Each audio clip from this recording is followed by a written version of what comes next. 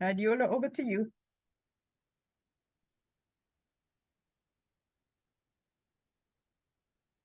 Unmute yourself. Okay. Okay. Good afternoon, everyone. Well, good morning, good afternoon, good evening, depending on where you're calling from. Welcome to Forgiveness Live today, December 9th, 2023. You are all welcomed. Join us, join us, join us. We're going to have an exciting time for you today. My name is Dr. Adiola Kindano, and I'm a board member of this esteemed organization, Forgive for Health Ministries Incorporated, and I reside in Silver Spring, Maryland. So before we get started, we just want to give a little bit of a Zoom housekeeping tips. Welcome again. Please share your name and where you are joining us from in the chat box. We know people are joining from all over. We just want to know where you're joining from. Mute your line until it comes to the Q&A session, just to reduce background distractions. Please, if you have any question or comments, place it again in the chat box. Miss Meg, you removed my slide. Thank you. So this meeting is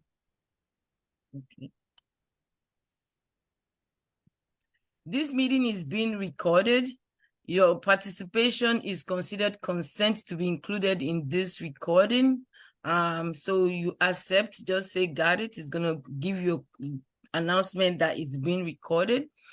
And as we go on, please remember to complete the forgiveness and other assessments that's going to be posted in the chat box if you've not done that already.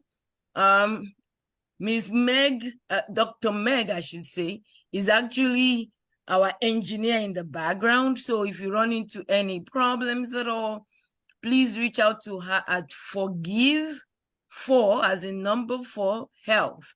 Forgive for health.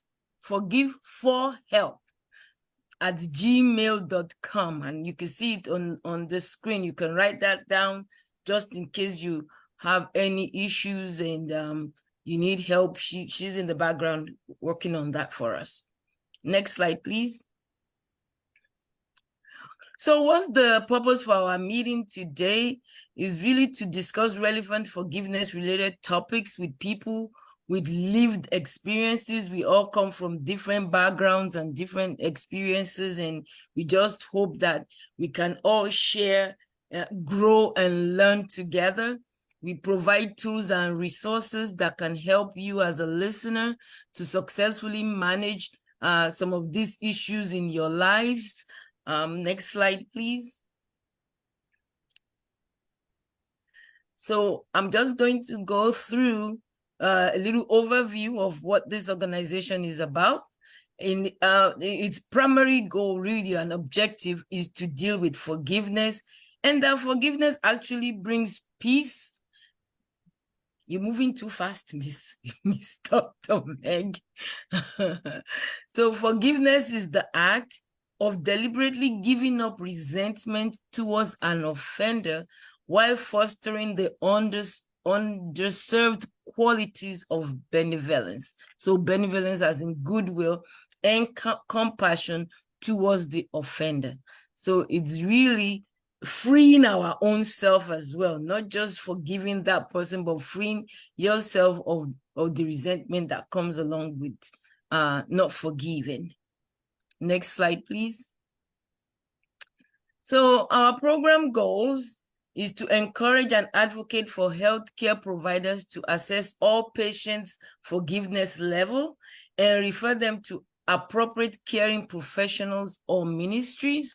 Also to help all individuals to forgive so that they can live free from the shackles of unforgiveness, implement trauma-informed care for African Americans and other minorities so that they can thrive, work to build awareness and the evidence base for addressing religion as a social determinant of health, And lastly, serve as a bridge between faith communities and public health to improve population health. Our ministry overview. So this ministry is actually a faith-based Christian organization with a 501c3 designation. It is located in Stone Mountain, Georgia, but with a global footprint. It's led by a diverse board of directors and other pastoral lead. It was started by the stirring of the Holy Spirit as an offshoot from a doctoral degree study about forgiveness and its impact on the health of African American divorcees. We work in the clinical, religious, and community settings and thread forgiveness assessment and facilitation into the fabric of all we do. We offer virtual and on-ground programs, so please visit our website, www.forgive4health.org, www.forgive4health, HEALTH, all one word, .org for more information. Next slide, please. So what drives us, our values, our missions, and vision statement? So our value statement really is healing all relationships for good.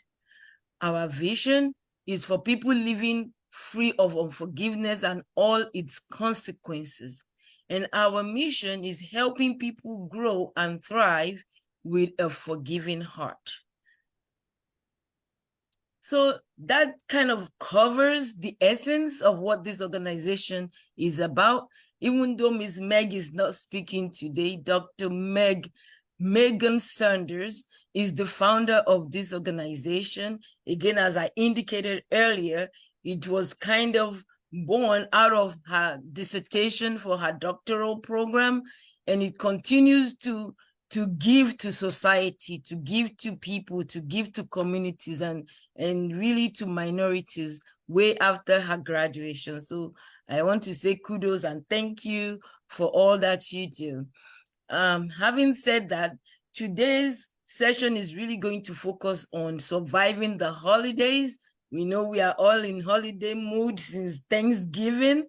Is a kickoff all the way to January. So how do we reduce costs and expenses associated with the holidays, the stress also, and even displease, peace, where you're not feeling peaceful because of all kinds of anxiety that sometimes surrounds this time of the year. Next slide, please.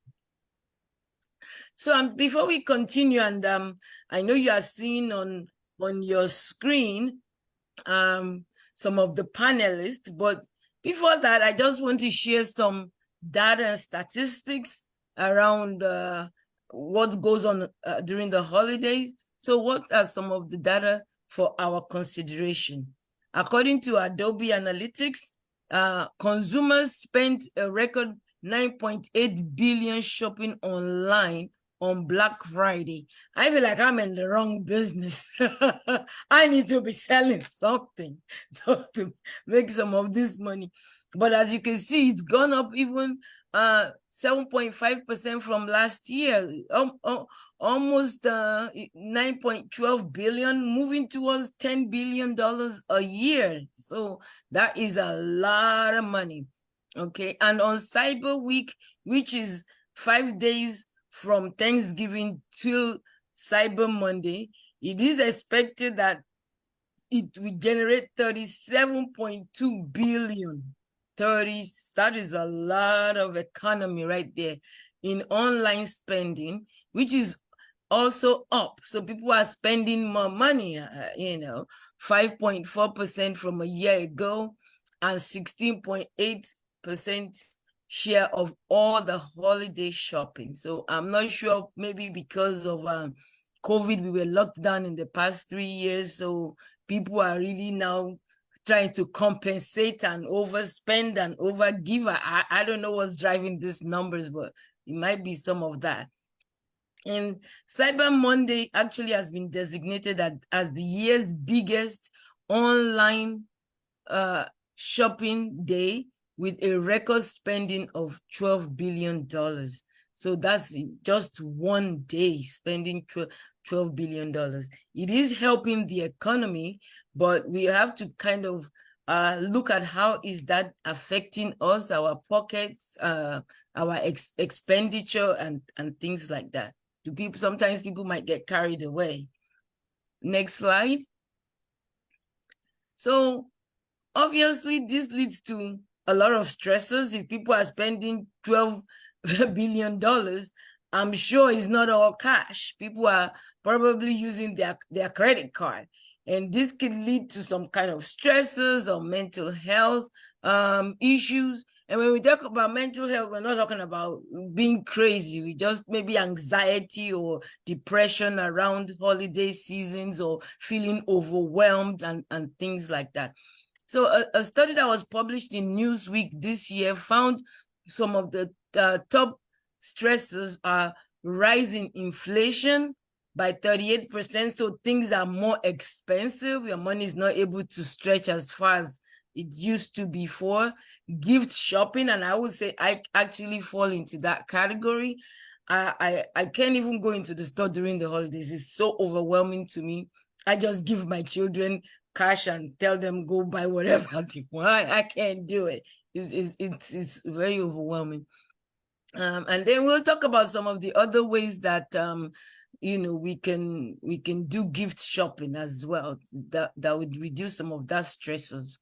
Handling difficult family dynamics, and I would say my family falls into that as well. We're not too much of a materialistic person, so we never know what to ask for, and that just stresses other people in the family. They don't know what to get you, and I mean, if they get you a gift, you like it, but it will help if you could tell them what you want, right? So sometimes that can be a problem. And like we said before, COVID-19 pandemic has already changed a lot of dynamics. Another study found that 2 in 5 Americans, which is down, which is a positive thing, from 3 in 5 feel their mental health worsen during the holidays. So that's a good thing. Maybe people are putting what is important more into perspective, rather than just material things. Friends, family, people being alive, all those things mean more to people since the pandemic. 49% of those people who also were in this study admitted they were feeling increase in anxiety during the holidays. And we could understand some of that, because a lot of people lost their friends and family, and that could trigger a lot of those anxieties at that time. 41% feels a rise in depression, but has decreased a little bit since 2021, which is good. 64% stress about finances, and about 26% of the participants just says, you know what, we need to cancel all these holiday things, because it just adds too much stress to their lives. Like, let's just move on, like, and reduce the stress. And last year, 56% of Americans wanted no holiday celebrations. So again, we can understand, coming out of the pandemic, how these statistics can be really all over the place in terms of how people are responding today about things, around the holiday season. All right, Dr. Meg, next slide, please. So having said that, like I said, the statistics is all over the place, and partly because different people have different feelings about the holiday, or different experiences. Some are glad that they're still here, their family are here. Some are sad that their family are gone. So we are all individuals with different feelings, different perception. And because of that, we have an array of panelists to talk to us today from their own personal perspective of how they handle the holidays, what they've been going through, and maybe also just give us some tips. And after we talk to them, we will open it up for discussion as well. So if you have any questions, like I said earlier, please put it in the chat box, so that we can kind of just share how you are handling the holidays or tips that have worked for you and things like that. So next slide, I'm going to introduce our distinguished panelist. First person is Mrs. Yoko Allen. She's a public health evaluator, and she lives in Alexandria, Virginia. And I'll just pass it over to her. Please unmute yourself and give us a quick introduction, a little bit more about yourself, and welcome.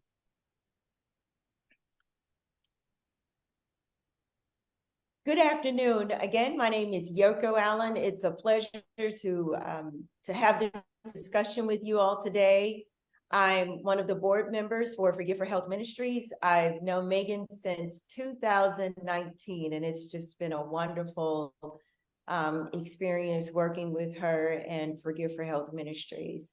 I'm glad to be part of today's panel discussion and look further to more discussion in the very near future. Thank you. Oh, thank you. Next, please. So the second person I'm going to introduce is Ms. Delva Gray. She's a daycare assistant in San Diego, California. She's a little bit technology challenged, but she was able to get on today, and you will hear her voice next. So welcome, Ms. Gray. Can you unmute yourself? There you go. And now we can see you a little better. Unmute yourself and do a little introduction. Hello, my name is Delva. I'm from Jamaica, just like Miss Megan. Okay, thank you. Next slide. All right, last but not least is Ms. Faith Mbaduga, who is a research associate in Atlanta, Georgia. Welcome. Hi, I'm Faith. Like it says, I'm a research associate right now at Emory. And I graduated from college in 2021. So I'd say I've had my first two big girl jobs in the past 2 years. So I'm kind of at the beginning of my own financial journey. So I'm looking forward to talking and hearing from everybody and hopefully getting some tips for myself to take into the future. Wonderful. Thank you for having me. Welcome. All right. So I'm going to start this conversation with asking just the panelists some questions. We've already introduced ourselves. So I want to ask, and anyone can jump in, or I could direct it to you. I think we should all unmute ourselves now, since we're going to be having an ongoing conversation. So maybe I'll talk to Faith first. Can you take us back to your childhood and what comes to mind when you think about Christmas and the holidays? Well, growing up, I'm the youngest of three other siblings. So I'm everyone's baby essentially. My siblings are, one is 10 years older than me and the other one is 18 years older than me. Oh, wow. So Christmas time makes me think about honestly being spoiled now that I look back at it. And just all of us coming together and like mom, who's Dr. Meg, making us a really big breakfast. And we always had this tradition growing up where she would make us like stack all our gifts beside ourselves, and then we all would take pictures by our gifts beforehand. I guess just to make the act of actually opening the gifts more exciting because we have to wait to actually do it. So Christmas time has always been pretty merry for me. And I'm hoping to continue those types of traditions moving forward with, whatever I end up doing in the future. Wonderful. And maybe also Miss Gray and Miss Allen, what's Christmas like maybe growing up and now, you know, if you have kids or grandkids, how has that changed over time? Hello? Yes, go ahead, Miss Gray. Back in Jamaica, I think Christmas was just an ordinary day. So we didn't celebrate it until we came here to the States. Wow. And then when you So, got so here, go ahead. yeah, so it's just like any ordinary day. You just get up and go about your business like any ordinary day. So you feel that is more of a big deal here in America? Yes. And how were you able to respond to that? How did that affect you positively? You liked it, or did you feel like it was too much fussing? And you know, what was your perception of it? Uh, uh, to tell you the truth, I couldn't tell about it because I was sick as a child. So certain things I don't remember. So if you ask me about Christmas back home, I wouldn't know what to tell you. Okay. How about you, Miss Allen? Well, growing up, I was an only child. So Christmas for me was having cousins come over and, you know, us showing each other our gifts and visiting families' homes, eating a lot, preparing a snack for Santa. What I was laughing about with my aunt maybe a week or so ago is that as a kid, I always wanted to try and be as practical as possible. So instead of milking cookies one year, I thought the milk might spoil, so I left Sprite and Ritz crackers. And so I would wait. I would so I would wait for for Santa to arrive, and then I would check the table where I left the snacks to see if he ate some. And fortunately he did. Well, as it turns out, and as we all know, Santa's just your parents. So it's just a light snack. But I was one of those kids who really believed in Santa Claus until I was old enough to learn differently. Better. Wow. That's interesting, and I'm from Nigeria, so a very different experience. It really wasn't Christmas wasn't really around gift giving per se, but there was a lot of noise and excitement because that's when we all get to sew new outfits and or buy what we call ready-made dresses that that we wear to church on Christmas Day. I remember a lot of food, going to neighbors' houses, and the street is just buzzing. We have more of a open door. There is no, oh, don't go to your next door neighbor. Everybody on the street knows one another. Some people will bring food, you taking food to them. So a lot of it was really more around food and eating, and and even in school, because we have a mixture of Muslim and Christians. Our Muslim friends are so excited that during the week we are bringing leftovers to school. So a lot of it was really around food. And another exciting thing was to take picture with Father Christmas. We didn't call him Santa, we called him Father Christmas. So the stores, they have, the Father Christmas there, and you get, dress up, and you go and you take pictures and ride on the, little choo-choo train. So that was Christmas, and it was a lot of fun, a lot of bustling around holidays. So it was always a good time until we came to America, and then it was more about things for me, which was very, very different from what I was used to. So having said that, like I said when I was doing the little introduction, I find it a little bit stressful even up till now to do a lot of all that shopping. And maybe you can share with us, Ms. Delva, do you find that Christmas or holiday period is a stressful time in your family, or what kind of coping mechanisms do you guys have? How do you handle it? How do you handle the holiday season?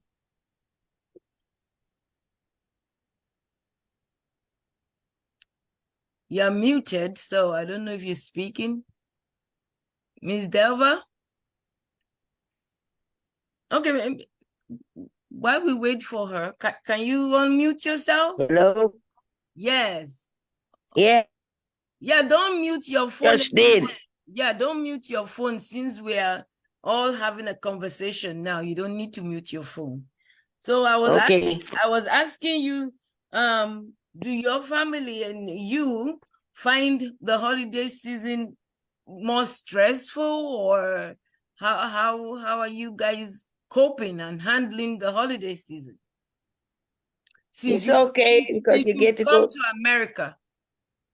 Yeah, it's okay because you get to go to church and you kind of know the meaning of what it is. I think it's good to have gifts, but people should realize it's not so much about the giving, about the gift that God gave us. Right. So do you find it stressful around the holidays or not really? Not really, because I think with Christmas, people just should be thankful for what they have, because you have your family, you might not have any gift, but at least you have food on your table and you got your family. So that should, if you don't even get a gift, at least you have each other. Wonderful. How about you, Miss Allen? So I, like Delva said, and as you mentioned earlier, I grew up in a family that went to church also on Christmas morning. And the Sunday prior to that, the church would always is, and there would be a play, just this big to do. So we kept in mind what Christmas was about with those kinds of faith activities. And you mentioned coping mechanisms. With respect to those coping mechanisms as a family, what we have done over, gosh, probably a couple of decades now, is just purchase gifts under a certain amount of money. We would say, spend no more than $25, buy gift, wrap it, and then we'll just meet at one of our homes, and we would select numbers after eating and just having our family meal, and or snacks. And we would just pull those numbers and just open gifts, or make it fun. And that's how we as a family overcame, the stress of trying to figure out how you're going to buy gifts for every member of this growing family.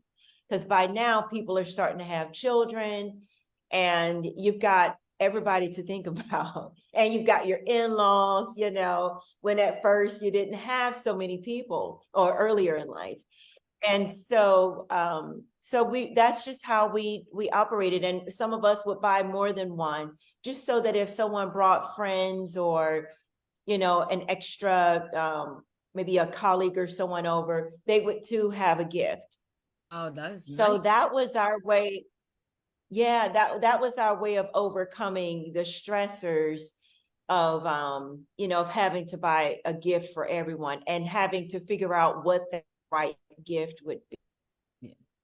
How about you, Faith? How are you guys enjoying Christmas? I know you have nieces and nephews now, right? If I'm Yeah. correct. So Yeah. you're the baby with the siblings, but now you're also auntie, right? Yeah. That new role. Well, it's not very new, but I guess my ability to actually, provide gifts. I feel like the standard is raised for me as I've gotten older and what I can do. So I've actually been pretty stressed. So currently I am currently stressed for this Christmas.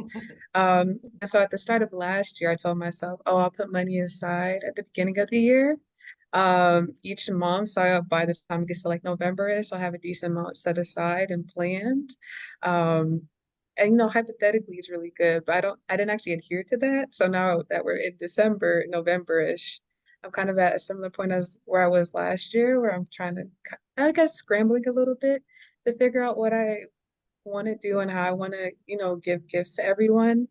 And I don't think per se as a family yet we've all decided, or maybe everyone else decided, but now that I'm now entering the fold where I can be a very active gift giver, I haven't, attended the meeting where we've all decided what we want to do to help each other in navigating the holidays. So I'm still in the process of actually developing a way to cope with everything and be on top of everything. So hopefully this upcoming year, I can actually adhere to that plan of putting money aside each month to help for next year. And actually, that's a very, very good idea and strategy. So I don't know, many banks actually, especially I think the what do they call those? Jesus, I can't remember. Martin, what do you call like Navy Federal? What's that? Credit union. Like credit unions, yes. So a lot of credit unions, especially, but some banks actually have a holiday savings account that you could put maybe $20 a month or 30, whatever amount you think you want to put every month, so that you are building that up for you to have something by the time you get to the holiday season. So that actually is a very, very good strategy to put money aside, as long as you don't go dipping your hand in it. And for me, it's to share from my family. So we're growing, just like you said, and now I have grandkids, so it's getting bigger. So for the adult children and parents, we put everybody's name, and you just pick a name. So you're responsible for buying a gift for one person, and then the grandchildren have gifts from everybody. So they're the ones doing all the galore of opening presents and so excited. And with children, you don't have to buy expensive things to get them excited and things like that. So that's how we're handling it now, so that it's not really tasking on everyone. And it's worked quite well. The other thing we do is also have wish list for what people might want, and they're usually different costs, so you get to pick what you can afford out of the list, and they're getting what they want. But like I said, my default is money. I usually buy like a money card, a blank money card, and I put money in it, and I write letters to each of my children. And there was a year that I didn't do that, and they're like, "Mom, where's our letter?" I'm like, "Oh, I didn't think you guys were reading it." So I went back to doing that. They really enjoy reading my notes, and it's very different for each person depending on where they are or what's going on in their life. So it's kind of unique, and you could just put whatever amount you can afford in there, and you'll be amazed how people appreciate you giving them $25. You don't have to give $100. You do $100. We give four people something. You could buy a gift card. My daughter went through a phase where she loved Chipotle. We're like, "Oh, you should have bought shares with Chipotle." So almost everybody buys her a gift card from Chipotle, because that just made her super happy. So it does not have to cost a lot to put a smile on someone's face. So let me see more. So one of the questions here is budgeting. So some people go wild, like I said. When they go overboard when they go shopping during the holidays. Things are expensive, it's on sale, you get carried away with all the lightings and all the buzzing, or even maybe buying online just makes it easy to drop things in the cart because you're using your credit card. So Faith, you were saying something about putting some money away, but did you have a budget in mind, or you were just haphazardly doing it? If I'm being honest, is a little haphazard because I think I've been trying to get better actually at my gift giving skill. So I have like a what's it called? I have like my mind's blanking. Oh, like a memo on my phone where I'll like write down different ideas I have for different people through the year. Because I haven't ever really been intentional about it. And so I just get kind of excited by the idea of like, oh, I know this perfect gift for this person, and this will make them so excited. And then I just kind of like, I guess, eat the costs and like don't really plan for it. So then I end up feeling the cost later. If something were to happen, like with my car later in the month or so, then I'm like, oh, I already spent the money on getting this person a gift. But then usually like the idea of someone being so excited makes me like happy. So it kind of balances out those feelings. But I'm seeing more and more that that's not really a sustainable way to like approach most of this. But I really like giving gifts, if I'm being honest. I did learn that about myself through the process. And so do you think maybe for 2024 you might consider having a budget Yeah. for everyone, so you don't get carried, because you could actually and my daughter has done that, really, where she wants something that's a little bit more expensive, and so each person just kind of gives her a little bit amount that they can afford towards that one item. So rather than you actually buying that expensive $200 item, maybe you could put $50 towards it or $25 towards it, so that you are having your own budget, something that works for you, because there's no point giving someone something and then you're very stressed later, right? And you kind of have this buyer's remorse, like, maybe I shouldn't have bought that gift. Have you felt some of that, you will say? Yes, definitely. Yeah. Because you can't plan for when emergencies happen. And so if you use that emergency money for things that aren't emergencies, it's like it's the worst. You're gonna feel it later. How about you, Yoko? How would you say you handling, the financial aspect of it? Do you find, are you budgeting at all, or you just go all out blazing?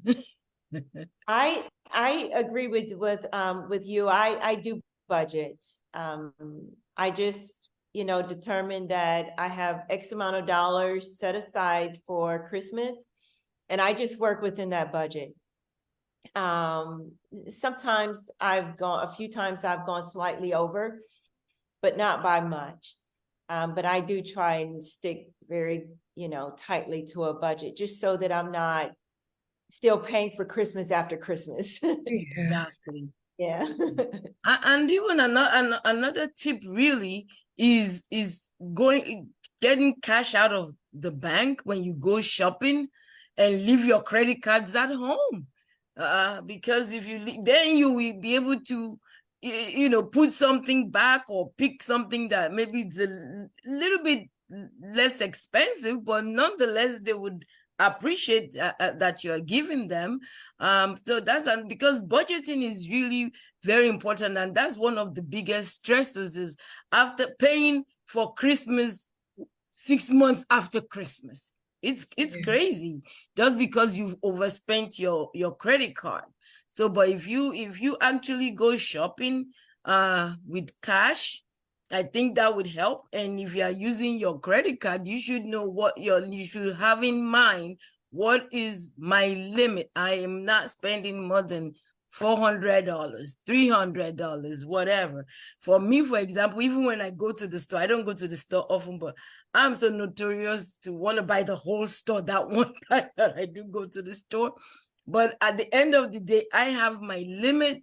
And when I see the next thing that I like, I say, oops, sorry, not today, maybe tomorrow, but we are at the limit for today, and we're about to go check out. So having that limit in your mind, even before you start shopping, also is going to help you in your decision making, and maybe gifts that you're selecting. Oh, I have a question. Yes. This might be specifically for me. So, my mom's also like always giving me that advice. It's better to actually just carry the cash with you versus using your card. But one of my hesitancies is like I think I'm pretty forgetful sometimes as a person. And so kind of having an ample amount of money on my like on myself makes me really nervous because one, I don't want to lose it, and or I don't want something to happen to it where like it disappears and like that's all the money I have. And so I guess do you have any tips on like how to navigate that as someone who can be a bit more forgetful at times, or like because I lose my wallet honestly pretty often, more than I honestly should, I think at my age. But So for me, I do keep some cash at home. I'm not a person that really shops with I find, which is odd, opposite of many people, that when I have cash on hand, I actually blow through them faster than my credit card for some odd reason. I don't know. I think maybe psychologically, I think of spending my credit card as debt. So whereas I think of, oh, cash, I got money, like my husband would say. So maybe what you might want to do is have a designated place at home where you keep your cash. And if you're going out with intention of buying something in particular, then you could take some of that amount of money at that time, being intentional about it. So not necessarily carrying cash around all the time. But when you're ready to go shopping, say it's a Saturday like today and you want to go to the mall, okay, I have $100 or $200, I'm going shopping, and then you could take it. Or you could just stop at the tilling machine at the bank and get the money at the time that you're going out. Well, I mean, I always advise people at least have $20 in your wallet, because you'll be surprised you get somewhere where you really can, less and less of that, but there used to be a time where you get to places and you can't use your card. So, and you need money. Yeah. So, but that would be my tip, is don't carry all your money around. If you have a lot of cash, you want to put it in the bank. That way, you're not spending it very easily, it's at your fingertips, so you're going to spend it. But if you have to go to the bank first. And another thing that I do for savings, to be honest, is I actually have one account in a local, what did my husband call that place just now? Those banks. credit union. I don't know, I can't seem to recall A a credit credit union. union. And quite honestly, I don't even have the card. I don't even know when they sent me the card. I think I cut it up or whatever. So I have to literally get up, go to the bank, blah, blah, blah, to get the money, So that's my little do not touch, do not get tempted place where I keep a little something. So that's another way to save money towards the holidays. You don't make it so easy to be able to retrieve the money. So let me see another good questions. So this says, how do you maintain peace without blowing all your savings during the holidays? And I think we've been talking about that, but having peace is really very important, because some people might think they're doing well with their shopping or spending until the bill arrives, right? So, so I'm going to throw it to you, Faith, because it seems Ms. Yoko and myself are a little bit older, so maybe we're doing just a tad bit better. How do you keep your peace? Or how do you intend to keep your peace as you're going into this adult phase of being the auntie and buying things for your nieces and nephews? How do you balance that? Could you repeat the question for me? I have to think through it a bit more. Like, how do you maintain your peace without blowing all your savings, which you've talked about a little bit, that has happened. So maybe, moving forward, what might you recommend to people listening, and even maybe to yourself? Because having that inner peace is not creating anxiety for yourself, right? Well, one thing that this is something I actually struggled with more in college that I'm better at now is like actively looking at my account more and actually knowing those numbers, because I think, at least for me in the past, I've gotten real like swipe happy and just been like, oh, there's money there, I know. Like as long as it doesn't decline, I'm doing okay. But the more you're actually, more cognizant of it, the less likely you are to, I guess, get past a certain amount. because my mom would tell you, I used to let my account get to like 10 cents at times, not as much anymore. I have too many, I think, expenses now, but before I let it get that low and be kind of okay with it. But as I've gotten older, I definitely see the, faults or flaws in that type of thinking, definitely. And I also think that's one thing that also kind of gets rid of the anxiety is that the reason I wouldn't open that account is because, oh, I'd be anxious because I know I swipe my card a lot. But if I can deny the reality of, oh, my bank account looks like this right now, then like somehow, and it makes me also like okay, but then also more nervous because I know the longer I go without looking at it, the worse it's gotten. Exactly. Yeah. And so being able to be more, I guess, willing to look at it more frequently has been helpful.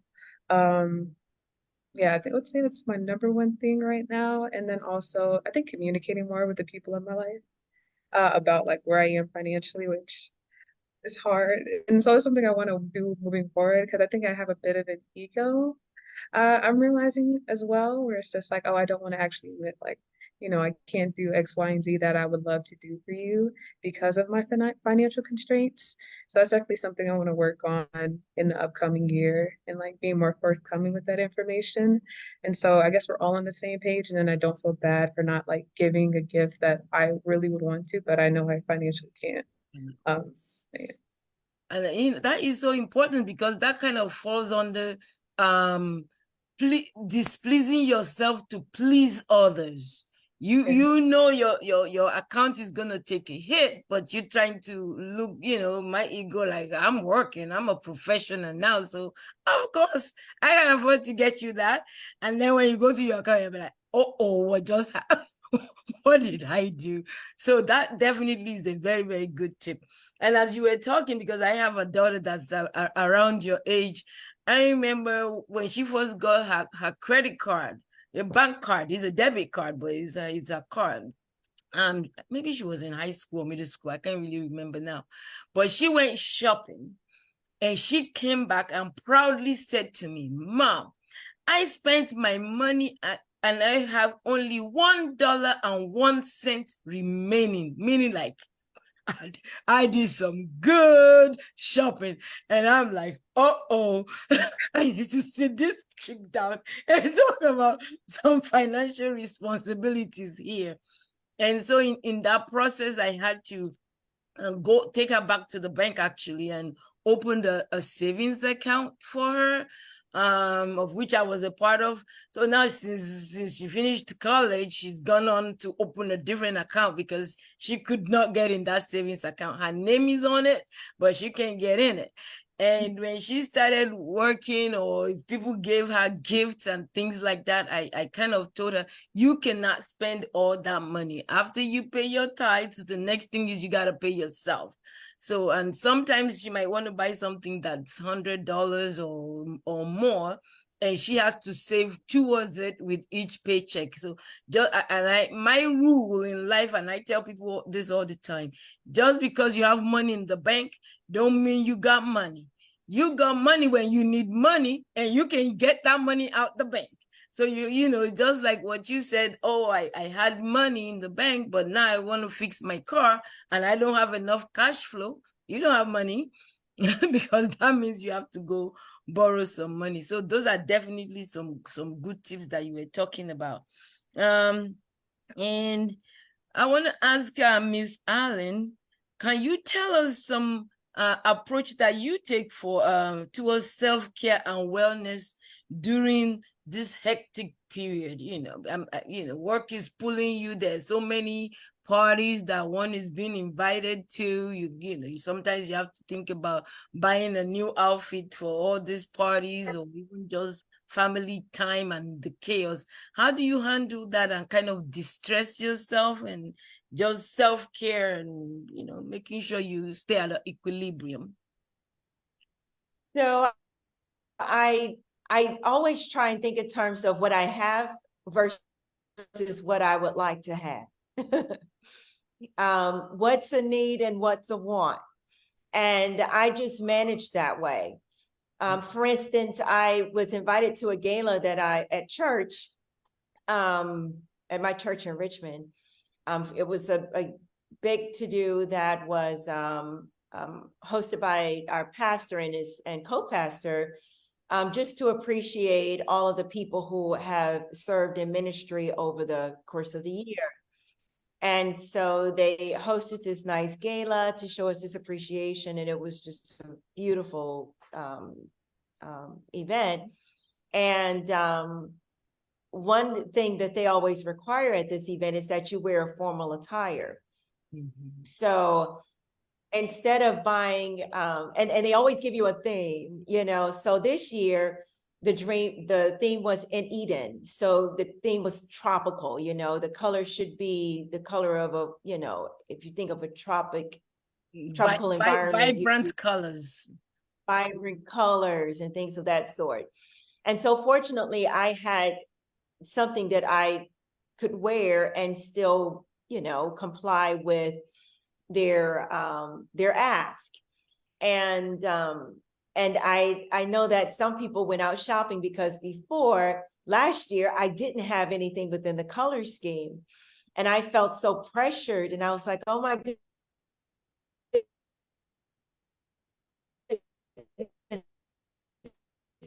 I don't want to go spend hundreds of dollars on, you know, not within the scheme they're requesting. So what I did was went online and I went shopping for sales. I did not shop at the most expensive stores. I went to stores where I knew I could, you know, afford a dress. I established a price range. And if the dress that I liked was out of that price range, I looked for another dress that would be within my price range. And so that's how I manage. And as far as gifts are concerned, for instance, one year I was unemployed and I couldn't buy any gifts. Well, I could have, but it would have taken funds out of, you know, my life, life support, Your emergency fund. fund. So I'm like, well, I'm not going to not pay my bills. I'm not going to not eat so that I can buy gifts. And one way in which you can be that way peacefully is just remembering why we're purchasing these gifts in the first place.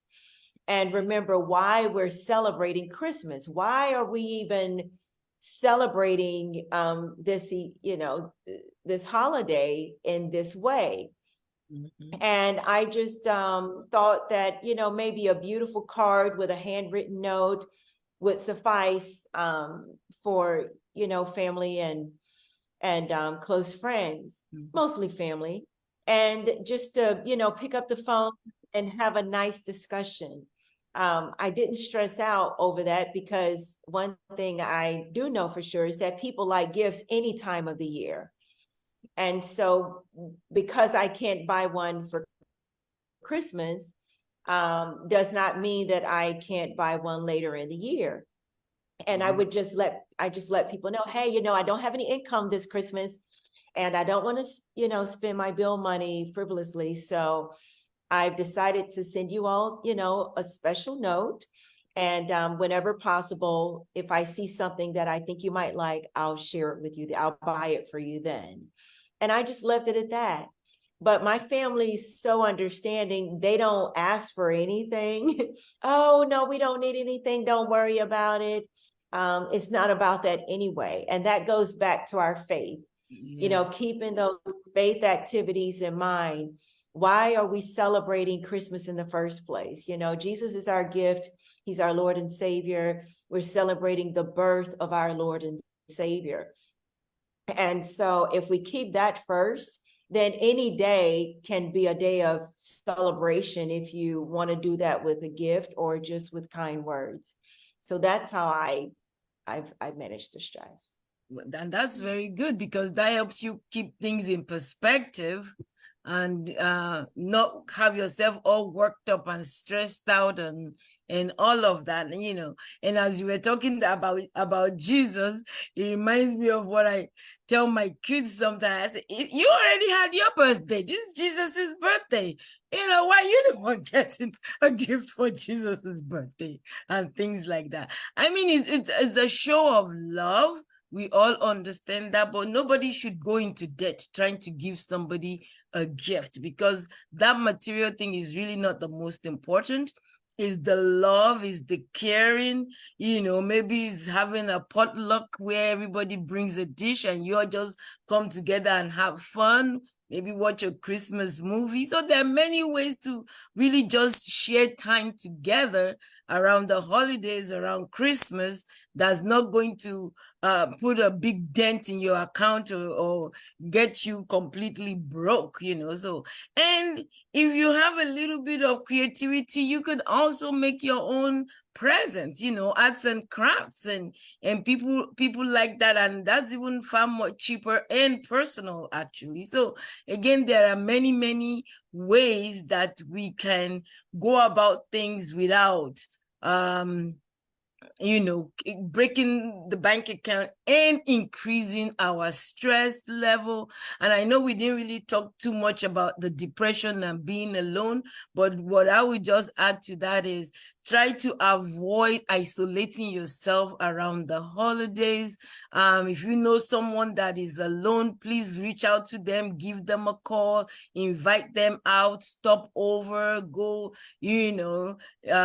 out to eat something together, or just even to look at Christmas lights. Just kind of get them involved so that they're not isolated.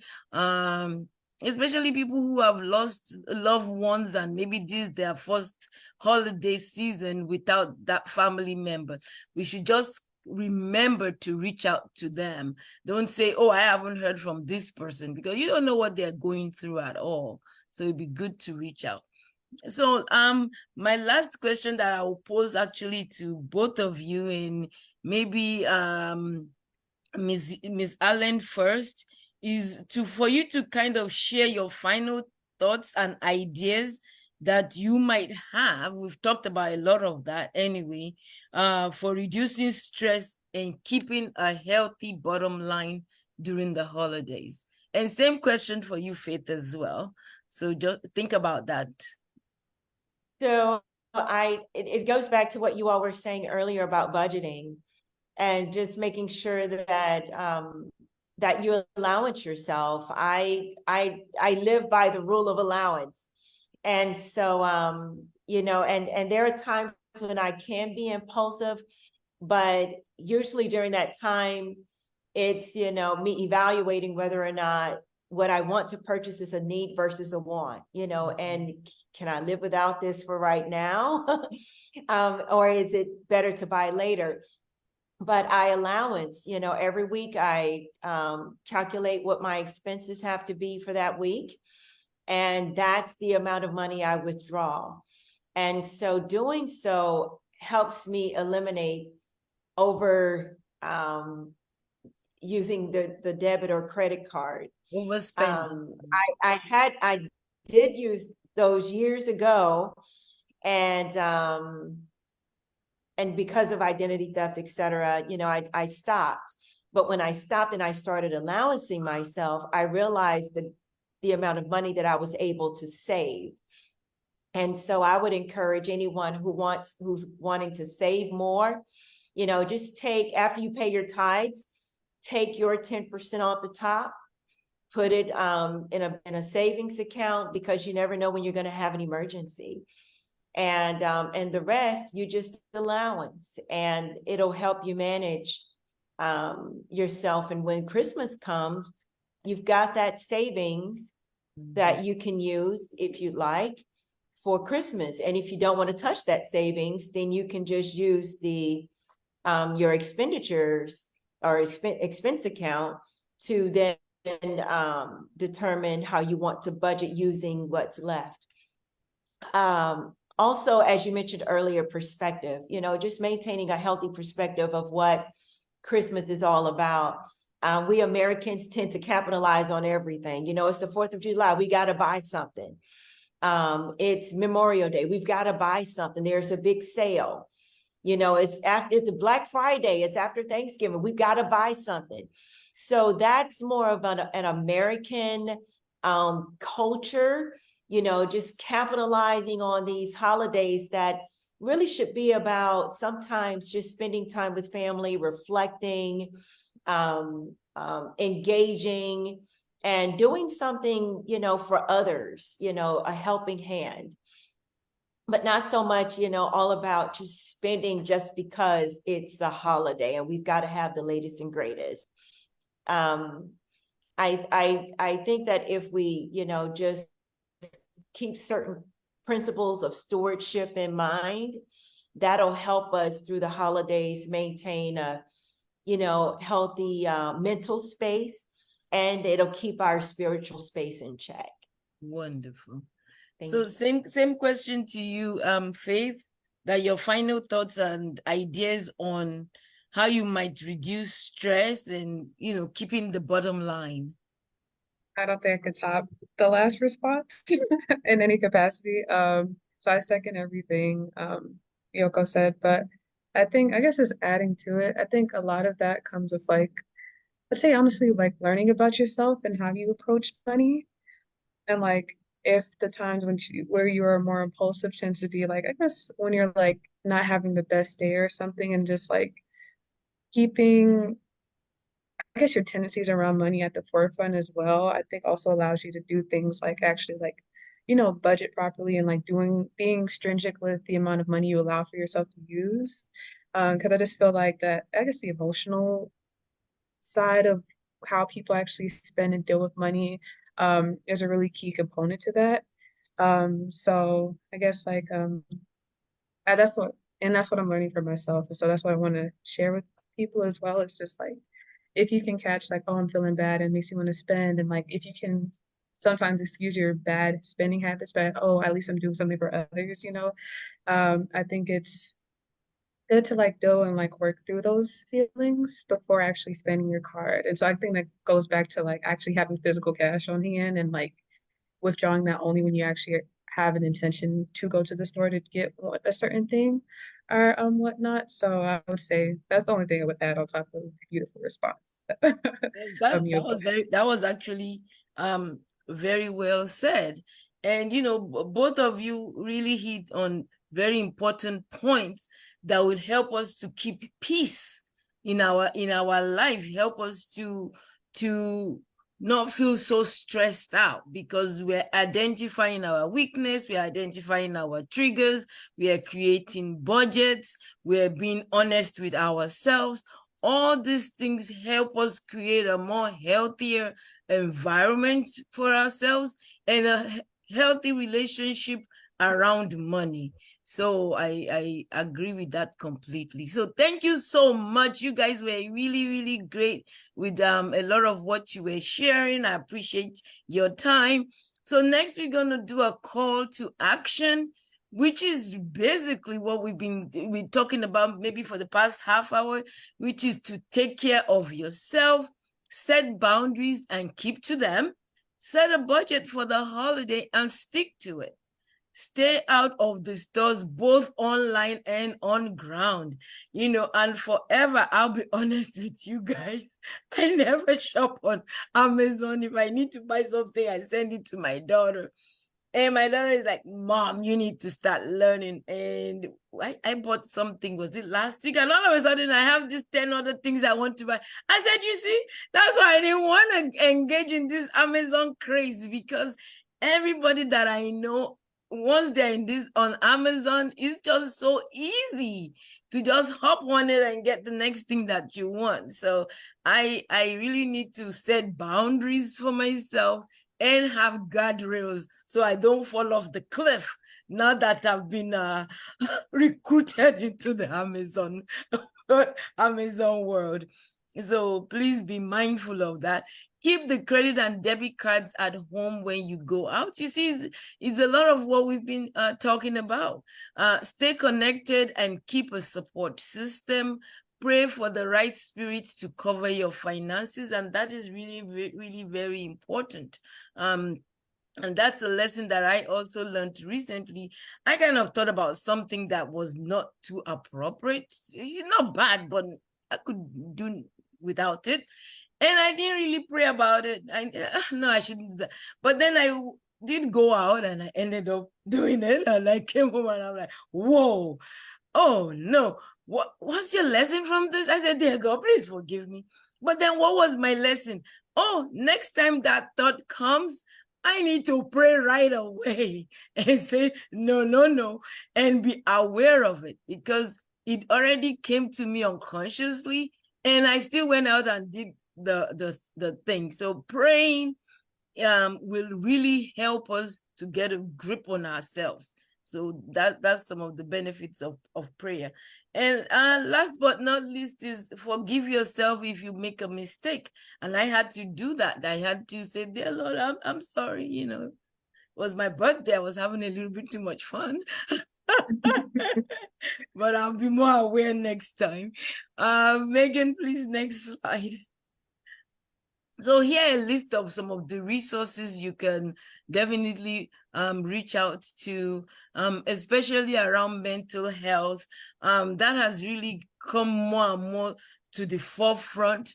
We, especially minorities, Black communities, African Americans, don't believe in discussing mental health because of the stigma, and sometimes we don't get help.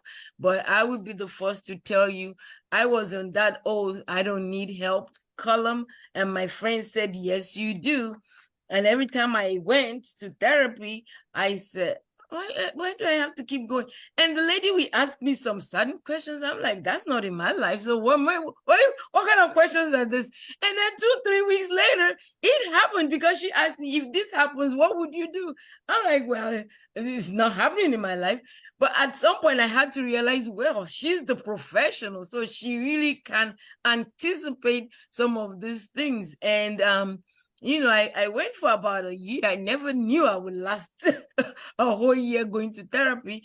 And it really was about me learning more about myself. You know, they ask you different questions and help you think about, how would you handle that? How does that make you feel? So really, there's nothing wrong in going. And I'm really at the point now, if my mom was visiting, she just went back on Thursday. And I said to her, I said, look, Adiola doesn't even allow Adiola to stress Adiola. So you know you ain't gonna stress me.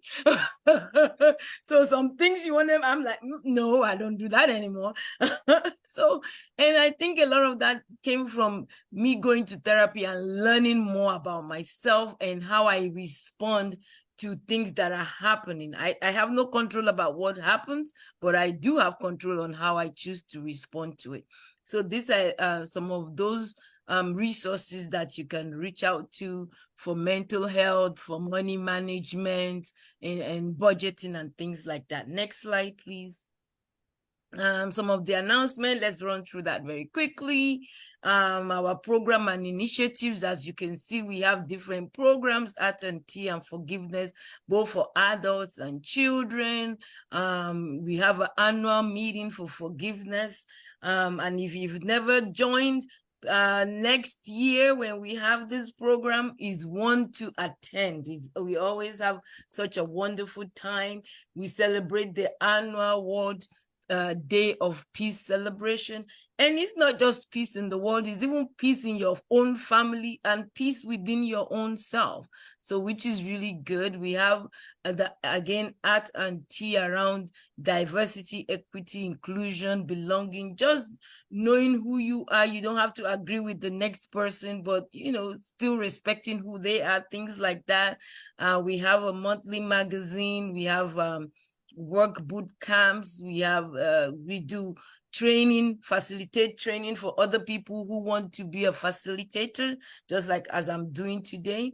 And we also have focus on diabetes and chronic disease management. We know that this is very prevalent within our community, so we focus on that as well. Next slide, please.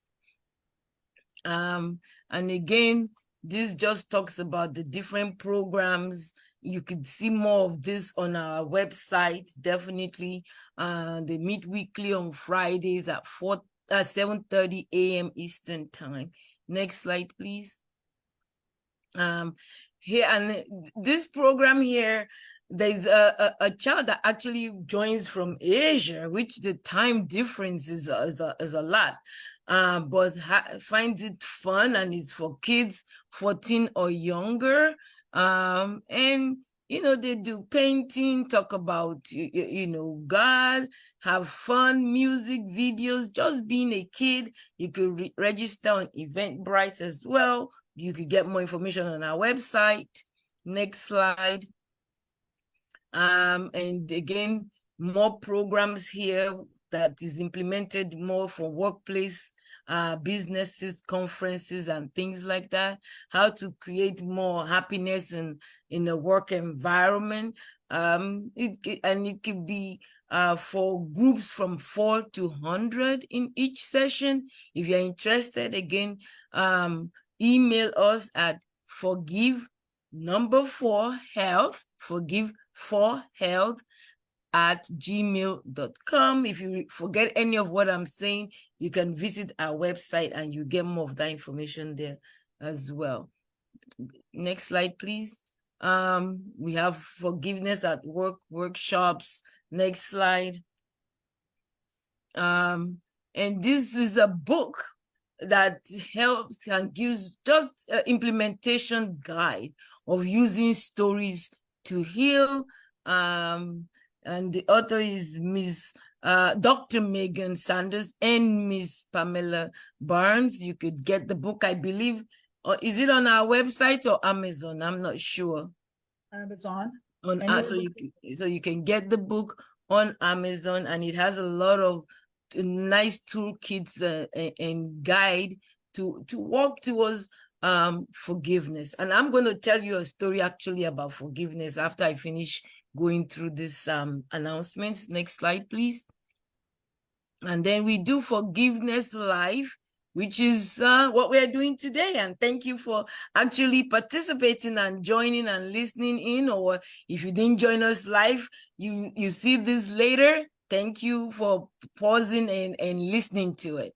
So we address different topics that helps us to be in a more healthier place, spiritually, emotionally, and freeing ourselves of people who have offended us by forgiving. It's really a very special gift for that person, but even a more important gift for yourself. So next slide.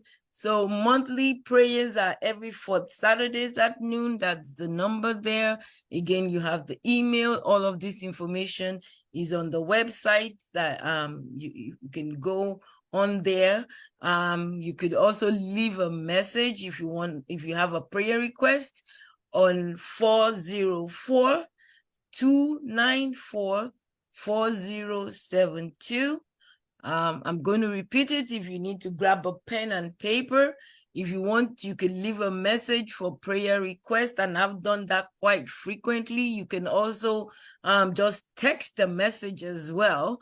Oftentimes there's been from Megan, do you have any prayer requests this month? And I send my prayer request in. That number again is 404-294-4072.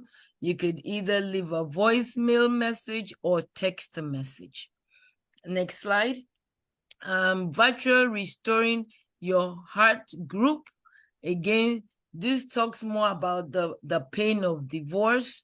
And that was where all this started from, with Dr. Megan doing her dissertation around forgiveness and divorce, and how lack of that actually affects our health. Next slide. So we're a charitable organization. We run this organization based on people giving. We've been talking about, giving. So again, if you want to donate to us, you could go to our website, www.forgive4health.org. You can also go through Glover. I never heard of that. I don't know what it is. Square, PayPal, and use the email address. Or you could also use Cash App and the Cash App name is $forgive4, as in number 4. Or you could click the donate button on our website. Okay. So, no, go back one, please. Let me see where we are. So we have about 15 minutes. I'll borrow 60 seconds of that because I did say I wanted to tell you a quick story about forgiveness, and then we'll open it up. If I'm not sure, I'm not seeing any questions in the chat, but maybe Dr. Meg, if there's any questions in the comment on Facebook, you could read that out to us. But the story I really wanted to tell was earlier this year, actually January. I went to my old church, is a little bit further away, so I ended up going to a church 5 minutes from here, but I just wanted to visit that church in January, which I did. And so the pastor was preaching about importance of forgiveness and how lack of forgiveness may affect us financial wise, emotional wise. He was giving all these different talks about how lack of forgiveness affects different aspects of our lives, God not answering our prayer on time.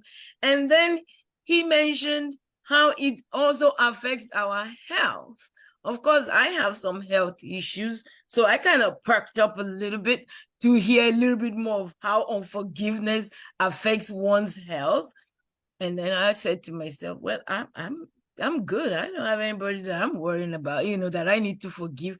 And right there in church, I heard as loud as my voice right now, something that said lies. I'm like, lies? It started reminding me of someone I had not spoken to for 25 years, someone I had not spoken to for 20 years, and another couple, 4 different names. And I'm like, oh my God. So when I go home, I had to pray for a minute. I was in my own feelings. I'm not going to lie to you. I was in my feelings like, how do I pick up the phone and call someone I had not spoken to for 25 years? But let me tell you the caveat of this story. Each person that I called, we spoke like we talked last week. It was not even an issue. I could not even believe it. They were all excited, like, Adiola, hey, Adiola, how are you? How are you? I mean, it was amazing. And fast forward, one of them is actually going through a health issue now, of whom I'm supporting as a medical person, so her health advocate, supporting financially, supporting emotionally. And she keeps saying to me, well, I didn't think this reconciliation was going to be costing you too much, this much. And I'm like, God already knew. I guess he was preparing us for this moment. So sometimes even forgiving people, like I said, is for your own benefit. And I've really just enjoyed connecting with all those people. So having said that, I'm going to bring it back to the holidays. Do we have any questions at all, Dr. Meg? None that I see right now, Adiola. So we can wrap up with prayers. Wonderful. So before we say the prayers, can you give us your last minute kind of comment, conclusion or advice, something like that?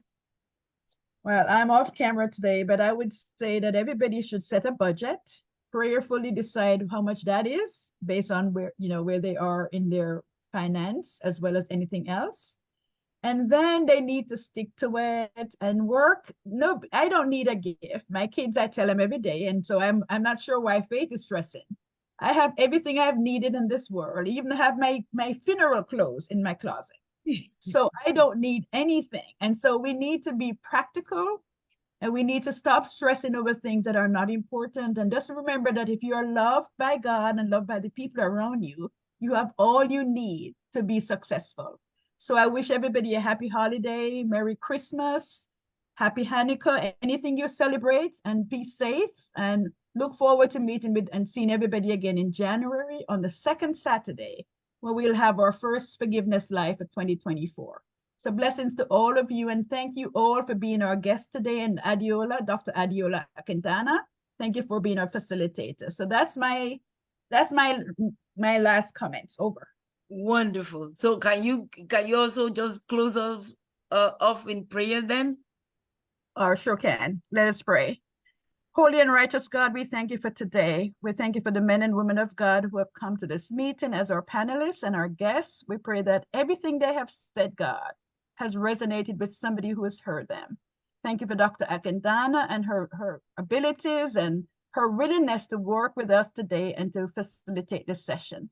We pray, God, that the word that has been spoken will go forth and accomplish what it was sent forth to do. We pray that your people will be less stressed and that they'll enjoy the holiday knowing that it's about you and not them. Keep everybody safe, our Father God, in the mighty name of Jesus. We thank you. We pray your blessings over your people now, God. Bless them indeed and enlarge their territories and keep them from evil all the days of their lives. In Jesus' name I pray. Amen. Amen. Thank you very much. Next slide, please. So I just want to say thank you, Dr. Meg, for the opportunity to be the facilitator today. Thank you to Yoko Allen for joining and all the tips and ideas and suggestions, and same with Faith Mbaduga. Thank you bringing that young perspective to it. I hope you learned a thing or two like you said you wanted to. Again, it's been my honor to facilitate today. I also wish you happy holidays, Merry Christmas, Happy Hanukkah, or whatever you do celebrate.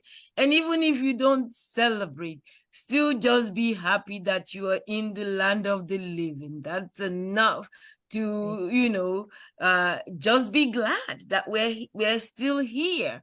I wish you all a wonderful rest of your weekend.